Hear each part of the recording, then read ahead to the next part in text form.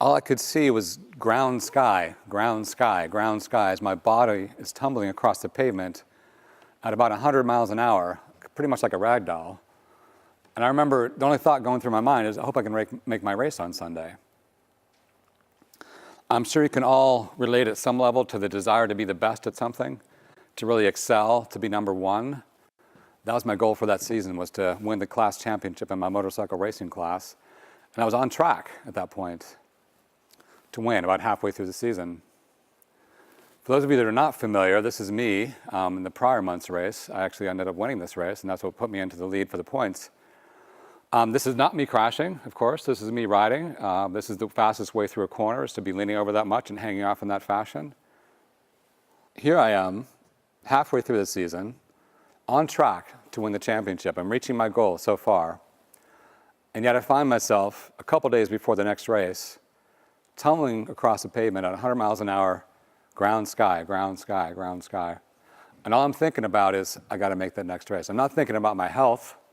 I'm not thinking about the fact that this could actually kill me, if not seriously injure me. I just wanted to get the result. I eventually did stop tumbling. Took a few minutes, kind of assessed. I seemed to feel okay. Sat up. Everything still seemed okay. Eventually stood up and still felt okay. Fortunately, I was okay. At that point, I looked around and tried to find my motorcycle and realized it was a couple hundred feet away from me. It had tumbled at least as much as I did. And I could tell, even from a distance, that it was totaled. It was going to need a lot of work to get it back together. And I knew I had my work cut out for me to make my race on Sunday as I had intended.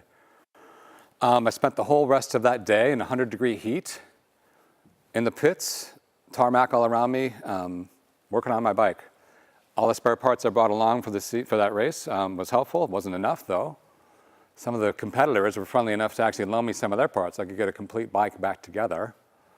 I discovered at the end of that day, though, that the frame was bent. I couldn't tell that as I was rebuilding it, but when I rode it, until it didn't work right, it was clear it wasn't working right. And that's when I discovered that the frame was bent. So then I had to spend the entire next day building the bike all over again from another set of parts. I did end up getting it back together, fortunately. One thing I remember in those 2 days of working on the bike, pretty much 2 days straight, my number one competitor, who at that point was second in the points, stopped by to chat with me, just a friendly conversation, and asked me, how's it going? We talked for a few minutes, and a couple of weeks later, I remember him saying to me, like, I noticed how you had a smile on your face as you're doing this, and you weren't, like, didn't seem to be stressed out. I was stressed, but I was just kind of surrendering to the process, enjoying it. Not much I could do other than just get to work, right? So I didn't really think about it that much other than just enjoying the process. But that comment really stuck with me. It turned out after getting my bike back together, I made the race the next day. Because I was a little bit shaken up, you crash at that kind of speed, you don't know why. It messes with you a little bit. So I was a little bit hesitant. I was also very fatigued after all the work on the bike. Ended up placing fourth, still a very good result. But I needed to place like first or second to kind of maintain the momentum. And as I fell out of the points lead, my main rival took over the points lead at that point. I never recovered it that season. He ended up winning. At the end of the season, he announced, as a surprise to us all, that he, around the time of my big crash, had been diagnosed with leukemia. And it was a shock to all of us. And I was like, wow, that's interesting. And I had no idea. And kind of shook me up a little bit, like what's life really about? Like I wanted this big result, it was very important to me, still is. But at what expense? And why was my mind only thinking about making the next race instead of taking care of myself? Why was I doing that at the potential expense of my life in this case, but also at the potential expense of relationships? What I realized from that experience was that I needed to be thinking more about relationships and not just results. And actually, results are great, and I want to get great results, but I feel much better and do better when I have the support of the people around me. I didn't recognize it at the time, but that class was very supportive off the track when we weren't racing each other. It was a very supportive class, which is not always the case in that kind of competition. That helped me a lot. I felt more comfortable doing what I was doing with these people because I knew them pretty well, and I felt the support from them. But I didn't know it at the time that that was important to me.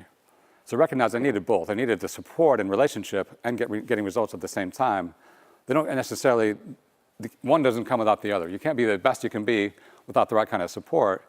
And you tend to have better relationships when you're living your life to the fullest extent. This is the actual trophy that I walked away with at the end of that season. second place trophy instead of first like I wanted, but still, I'm very proud of that achievement. And there was no pay. This is all amateur stuff, but it was a lot of glory, of course. And I still have that trophy 15 years later. One thing I want to focus on is like the competition aspect. Like competition can bring out the best in us. Like I never would have gone that fast or pushed myself that hard. This is me in a different race, leading this race as well, with my competitors right on my tail. I never would have gone that fast or done this well if I didn't have people pushing me. The competition really helped me to find more that I would not have found on my own. And that's really important to recognize not just the thrill of competition, but how you find new access to more of yourself when other people push you.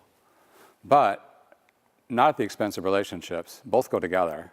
And my key learning from that is like, live my life in such a way that's congruent with both. I don't want one without the other.